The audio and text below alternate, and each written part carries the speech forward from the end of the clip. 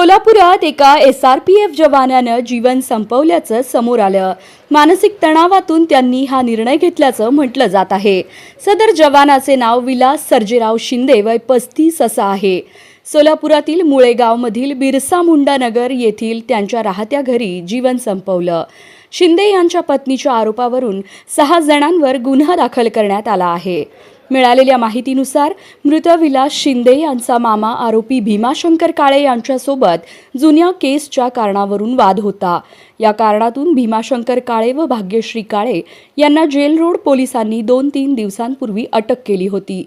यावरून 12 मार्च रोजी दुपारी विलास हे मुळेगाव येथील घरी असताना 6 जणांनी मुळेगाव येथील घरी येऊन त्यांना शिवीगाळ करून आमच्यावरील खुनाच्या प्रयत्नाचा गुन्हा मागे घ्या, नाहीतर तुकडे करून मारून टाकीन अशी धमकी देऊ लागल्याचा आरोप आहे। हे भांडण सुरू असताना एकाने विलास यांना चपलेने मारहाण सुरू केली। हे चित्र आजूबाजूचे लोक पाहत होते, यामुळे विलास रडत होते। यातूनच नैराश्येत आणि तणावात येऊन विलास यांनी टोकाचं पाऊल उचलल्याचं फिर्यादीत म्हटलं आहे।